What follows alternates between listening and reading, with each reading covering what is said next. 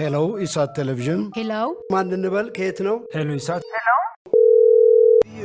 ኢሳት ነጻ የህዝብ ሚዲያ ወትሮም ቢሆን የህዝብ አይንና ጆሮ እንደመሆኑ ይህንን የህዝብ ቅሬታ ማስተናገጃ መድረክ አሰናድቷል። በዚህም ያጋጠሙትን ወይም ያስተዋሉትን የመልካም አስተዳደር ችግር፣ የሙስናና የጉዳይ ገዳዮች ጉድኝት፣ የመብት ጥሰትና ስልጣንን ያለአግባብ የመጠቀም ጸረ ዲሞክራሲያዊ አሰራሮችን ይጠቁሙን። የሚመለከተውን የመንግስት አካል በማነጋገር ተጠያቂነት የሚሰፍንበትን መፍትሄ እናፈላልጋለን። በስልክ ቁጥሮች 0901 458845 ወይም 0901 451145 በተጨማሪም በ0944 02 11 11 በ0906 77 42 92 ይደውሉ። ልናስተናግደው ዝግጁ ነን። ኢሳት ነጻ የህዝብ ሚዲያ። ሰላም ጤና ይስጥልን ተመልካቾቻችን፣ ከኢሳት ነጻ የህዝብ ሚዲያ ለሰኔ 12 2018 ዓ.ም ያዘጋጀናቸውን የቀን ዜናዎች ይዘን ቀርበናል። ከዜናዎቹ ጋር ሙሉቀን ሰለሞን ነኝ።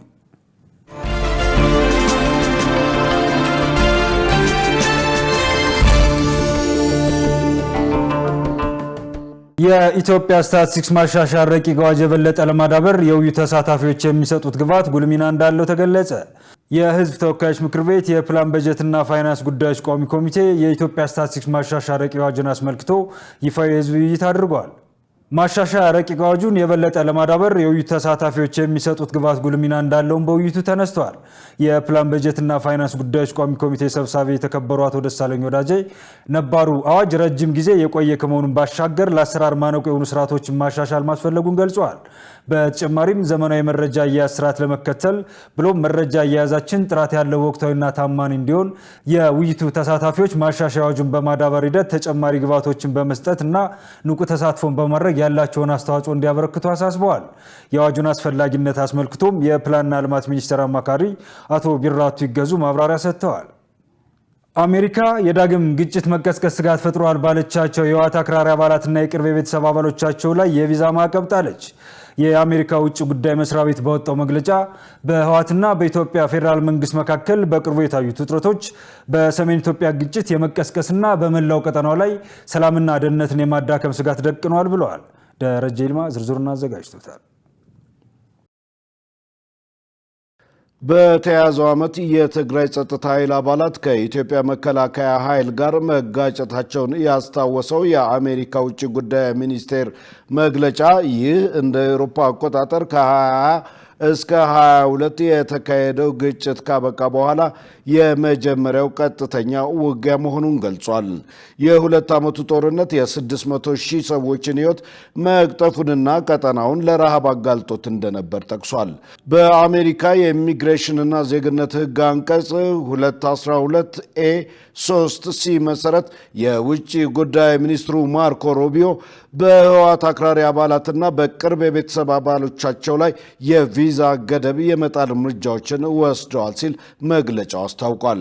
አሜሪካ በሰላምና በክብር መኖር የሚፈልገውን በትግራይ የሚገኘውን ህዝብ ጨምሮ ከኢትዮጵያ ህዝብ ጎን መቆሟን ትቀጥላለች በማለት አቋሟን በድጋሚ ያረጋገጠች ሲሆን በቀጠናው ያለውን ሰላምና መረጋጋት አደጋ ላይ የሚጥሉ የህወሓት ባለስልጣናትንና ሌሎች ግለሰቦችን ይፋ ለማድረግ ተጠያቂነትን ለማስፈን ያሉትን አማራጮች ሁሉ እንደምትጠቀም የውጭ ጉዳይ መስሪያ ቤቱ ባወጣው መግለጫ አመልክቷል።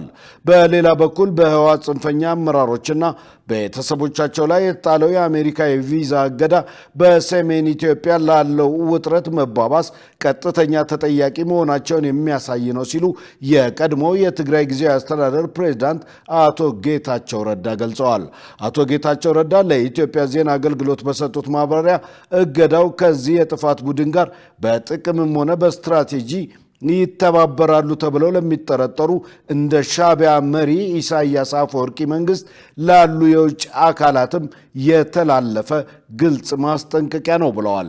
የእርምጃው ትልቅነት በቪዛ መከልከሉ ላይ አይደለም፣ ይልቁንም ዋሽንግተን በኢትዮጵያ ውስጥ ለተፈጠረው አዲስ ውጥረት ተጠያቂነቱን ሙሉ በሙሉ በደብረ ጽዮን ገብረ ሚካኤል በሚመራው ቡድን ላይ ማድረጉ ነው ሲሉ ተናግረዋል።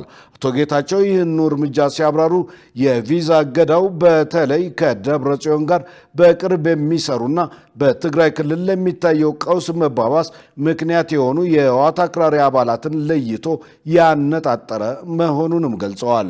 በቀጠናው ሰላምና መረጋጋትን አደጋ ላይ የሚጥሉ የህወሓት ባለስልጣናትንና ሌሎች ግለሰቦችን ድርጊት ለማጋለጥ እንዲሁም ተጠያቂነትን ለማስፈን ዋሽንግተን ያሏትን ዲፕሎማሲያዊ አማራጮች በሙሉ መጠቀሟን እንደምትገፋበትም ገልጻለች። በሌላ ዜና የህወሓት አመራሮች በትግራይ ወጣቶች ላይ ያካሄዱ ያለውን የግዳጅ አፈናና ወታደራዊ ምልመላ ለማስቆም ዓለም አቀፍ ተቋማት በመሪዎቹ ላይ ጠንካራ እርምጃ እንዲወስዱ ተጠየቀ።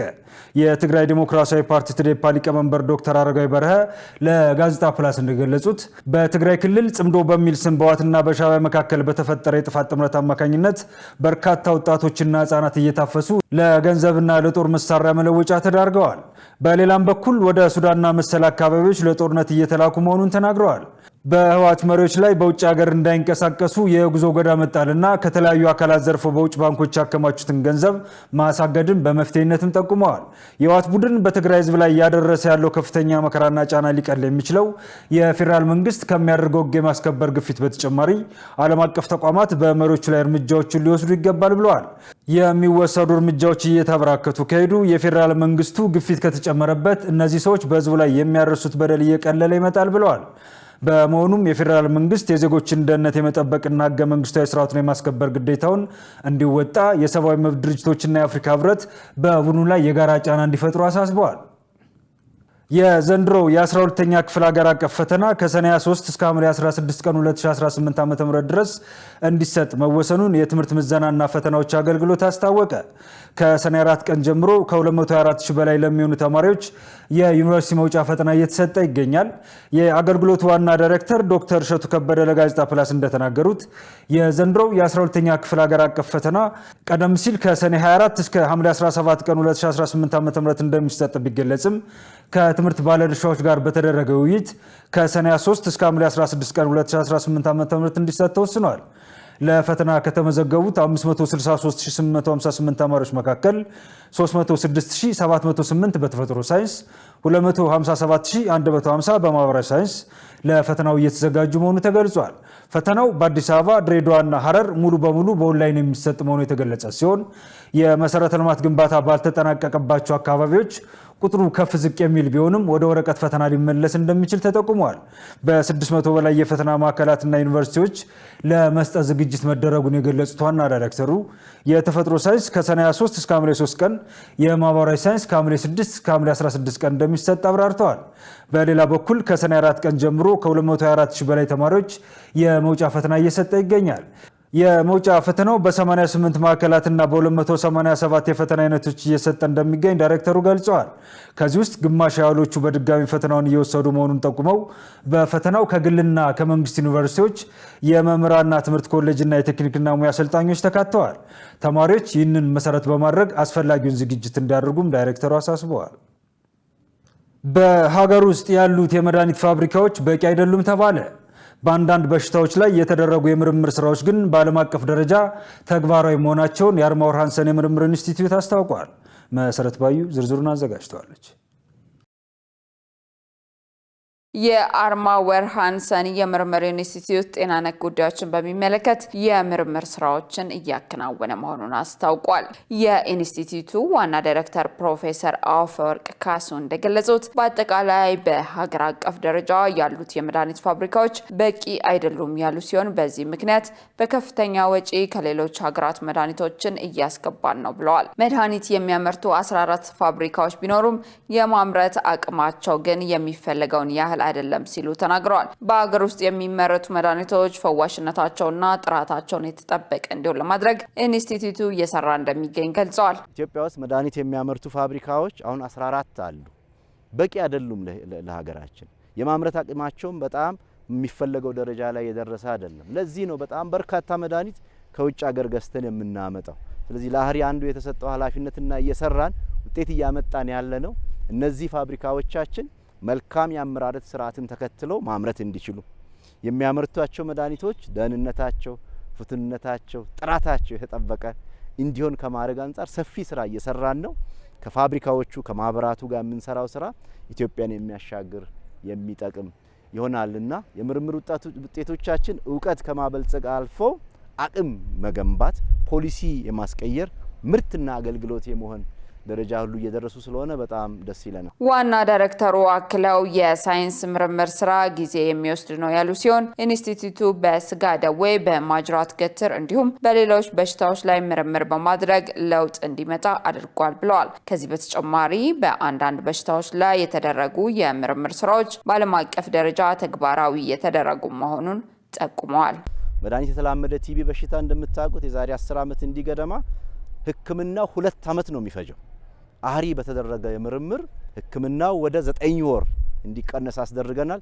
ይሄንን የዓለም ጤና ድርጅት ወስዶ ተግብሮታል። ስለዚህ በዓለም አቀፍ ደረጃ የተገበረ ያለ የምርምር ውጤት አንዱ የተገኘው ከአህሪ ነው። አሁን ደግሞ እሱን ምርምር ዝቅ አድርገን ወደ 6 ወርም እንዲወርድ የሚል ምክር ሀሳብ አቅርበናል። የዓለም ጤና ድርጅት የሚቀበለው ከሆነ ወደ ትግበራ ይገባል ማለት ነው። በክትባት ዙሪያም በጣም በርካታ ምርምሮች ካሁን በፊት ተካሂደዋል። እንደ ምሳሌ የምናነሳው የኮሌራ አሁን ሀገራችን የምንጠቀመው ለኮሌራ የምንጠቀመው ክትባት ኢትዮጵያ ውስጥ ይሰራል ወይ በጥቁር ህዝብ ላይ ይሰራል ወይ የሚለውን የመጀመሪያ ምርምር ያካሄደው የዛሬ 10 ዓመት ገደማ አርማወር ሃንሰን የምርምር ኢንስቲትዩት ነው። አሁን ኤሽያ ህዝብ ላይ የተሞከረ ክትባት በአፍሪካ ህዝብም ላይ ይሆናል በእኛም ይሆናል የሚለውን አምጥቶ ኢትዮጵያም የተጠቀመች ነው። የአፍሪካ ሀገሮችም በመጠቀም ላይ ይገኛል። አርማወር ሃንሰን የምርምር ኢንስቲትዩት 40 የምርምር ላቦራቶሪዎች በውስጡ እንዳሉት ተገልጿል። የአዲስ አበባ አመራር አካዳሚ 5ኛውን ከተማ አቀፍ የምርምር አውደ ጥናት ነገ ሰኔ 13 ቀን 2018 ዓ.ም በአድዋ ድል መታሰቢያ እንደሚካሄድ አስታወቀ። አውደ ጥናቱ ችግር ፈቺ የምርምር ስራዎች ለከተማችን ሁለንታዊ ብልጽግና በሚል መሪ ሀሳብ እንደሚካሄድም ተጠቁሟል። የአካዳሚው የምርምርና ልማት ዳይሬክተር ዶክተር አብነት ፉላሳ በሰጡት ጋዜጣዊ መግለጫ አካዳሚው የከተማዋንና የሀገሪቱን የልማት ፖሊሲዎችና ስትራቴጂዎች ለማስፈጸም በቁርጠኝነት እየሰራ እንደሚገኝ ገልጸዋል። በዚህም የተለያዩ የምርምር አውደ ጥናቶችን በማካሄድ ለከተማዋም ሆነ ለሀገሪቱ ማህበራዊ፣ ኢኮኖሚያዊና ፖለቲካዊ ችግሮች ሳይንሳዊ መፍትሄ ማግኘት የሚያስችሉ ስራዎችን በመስራት ላይ ይገኛል ብለዋል። አካዳሚው ከዚህ ቀደም 4 ተመሳሳይ አውደ ጥናቶችን ማካሄዱን አስታውሰው በዚህ 5ኛው መድረክም ለከተማዋ ዘርፈ ብዙ መፍትሄዎች የሚጠቁሙ 6 የምርምር ጽሁፎች ቀርበው ውይይት እንደሚደረግባቸው አስታውቀዋል። በዚህም የአገልግሎት አሰጣጥ ጥራትና የተገልጋይ እርካታን፣ ለኢንተርፕራይዞች የሚደረግ ድጋፍ፣ በንግድ እድገት ላይ ያለው አስተዋጽኦ እንዲሁም የአመራር ስርዓት አተገባበርና የስራ አፈጻጸም ጉዳዮችን የሚዳስሱ ጽሁፎች እንደሚቀርቡ ጠቁመዋል። በተጨማሪም የኤሌክትሮኒክስ አገልግሎት አተገባበር በተጠያቂነት ላይ ያለው ፋይዳና የትራንስፖርት ዘርፍ አፈጻጸም ግምገማ የተመለከቱ ጥናቶች እንደሚቀርቡ ጠቅሰዋል። አውደ ጥናቱ ምርጥ የምርምር ውጤቶችን ለባለድርሻ አካላት ለማድረስ በተግባር ላይ መዋላቸውን ለማረጋገጥና የእውቀት ሽግግር ለመፍጠር ያለመ መሆኑንም ገልጸዋል። ተመልካቾቻችን ከኢሳት ነጻ ህዝብ ሚዲያ የሚተላለፉላችሁ የቀን ዜናዎቻችን እንደቀጠሉ ናቸው። ወደ ዜና እንሻገር። በዲሞክራቲክ ሪፐብሊክ ኮንጎ በተከሰተው የኢቦላ ወረርሽኝ የሟቾች ቁጥር ከ200 በላይ መድረሱ ተገለጸ። ይህ በእንዲህ እንዳለ የዓለም አቀፉ ቀይ መስቀል ማህበር በሰጠው ማስጠንቀቂያ ወረርሽኙ በአገሪቱ ገና ከፍተኛ ደረጃው ላይ እንዳልደረሰና ስርጭቱን ሙሉ በሙሉ ለመቆጣጠር እስከ 1 ዓመት ሊወስድ እንደሚችል ጠቁመዋል። ዮሐንስ ተስፋ ዝርዝሩን አዘጋጅቶታል። በዲሞክራቲክ ሪፐብሊክ ኮንጎ የተቀሰቀሰው የኢቦላ ወረርሽኝ አስቸኳይ የጤና አዋጅ በታወጀ በአንድ ወር ጊዜ ውስጥ ብቻ የ202 ሰዎችን ህይወት መቅጠፉን የአፍሪካ ህብረት የጤና ተቋም አፍሪካ CDC አስታውቋል። ተቋሙ ባወጣው መግለጫ መሰረት እስካሁን በቫይረሱ መያዛቸው ከተረጋገጠ 875 ሰዎች ላይ በተደረገ ክትትል የሟቾች ቁጥር 202 የደረሰ ሲሆን ይህም የሟቾች ምጣኔን 23 በመቶ ያደርሰዋል። በሌላ በኩል የዓለም አቀፉ ቀይ መስቀል ማህበር በሰጠው ማስጠንቀቂያ ወረርሽኙ በሀገሪቱ ገና ከፍተኛ ደረጃው ላይ እንዳልደረሰና ስርጭቱን ሙሉ በሙሉ ለመቆጣጠር እስከ 1 ዓመት የሚደርስ ጊዜ ሊወስድ እንደሚችል ጠቁሟል። በቪዲዮና በጽሁፍ የተደገፉ መረጃዎች እንደሚያሳዩት ወረርሽኙ ሰፊ መሬት ያላትንና በታሪክ ለ17ኛ ጊዜ በበሽታው የተጠቃችውን ማዕከላዊ አፍሪካዊት ሀገር ከፍተኛ ፈተና ውስጥ ጥሎታል። በተለይም በሰሜን ምስራቅ የሀገሪቱ ክፍል የሚገኙ 3 የኢቦላ ተጋላጭ ግዛቶች በረጅም ጊዜ በታጠቁ ቡድኖች ግጭትና በከፍተኛ የህዝብ መፈናቀል ውስጥ መቆየታቸው የሕክምና ባለሙያዎች የታማሚዎችን ንክኪ ለመከታተልና ድጋፍ ለማድረስ የሚያደርጉትን ጥረት በእጅጉ አወሳስቦታል። በአሁኑ ወቅት በኮንጎ የተከሰተው የኢቦላ ወረርሽኝ ቦንዲቡጊዮ ከተሰኘው የቫይረስ ዝርያ የመነጨ በመሆኑ ስጋቱን ከፍተኛ አድርጎታል።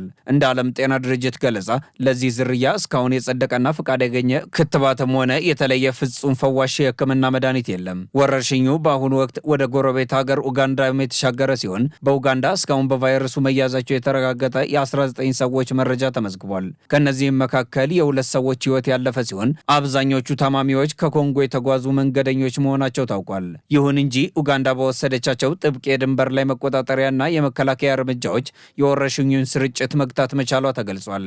የአፍሪካ በሽታ መከላከያና መቆጣጠሪያ ማዕከል ወረርሽኙ በተከሰተ በአራተኛው ሳምንት ያስመዘገበው የታማሚዎች ቁጥር ቀደም ሲል ከተከሰቱት ማናቸውም የኢቦላ ወረርሽኞች ጋር ሲነጻጸር በ3 እጥፍ የላቀ መሆኑን አስታውቋል። ከተጋላጭ ታማሚዎች ጋር ንክኪ ካላቸው 35000 ሰዎች መካከል ክትትል እየተደረገላቸው የሚገኙት 12 በመቶ ወይም 6500 ያህሉ ብቻ በመሆናቸው በሽታው በምስጢር የመሰራጨቱ እድሉ ሰፊ ሆኗል። ይህንን ቀጠናዊ የጤና ቀውስ ለመግታት የአፍሪካ መሪዎችና ዓለም አቀፍ ለጋሾች የ910 ሚሊዮን ዶላር የገንዘብ ድጋፍ ቃል የገቡ ቢሆንም እስካሁን ለአደጋ ምላሽ ሰጪዎች የደረሰው ከ10 በመቶ ያነሰ ወይም 90 ሚሊዮን ዶላር ብቻ በመሆኑ የወረርሽኙ መከላከያ ስምሪት በከፍተኛ የገንዘብ እጥረት እየተፈተነ ይገኛል። ሁኔታው በዚህ ከቀጠለ ኢትዮጵያን ጨምሮ ሌሎችም የሁለቱ ሀገራት ተጎራባቾች በኤርፖርቶችና በድንበር አካባቢዎች የሚያደርጉትን ቁጥጥር ማጠናከር ይጠበቅባቸዋል። መረጃውን ስናጠናቀር አፍሪካን ኒውስ ዋቢያችን ነበር። ተመልካቾቻችን ከኢሳት ነጻ ህዝብ ሚዲያ ለሰዓቱ ያዘጋጀናቸው የቀን ዜናዎቻችን የተከታተላችኋቸውን ይመስሉ ነበር። ከዜናዎቹ ጋር ሙሉቀን ሰለሞን አብራችሁ ቆየው። መልካም ጊዜ ይሁንላችሁ።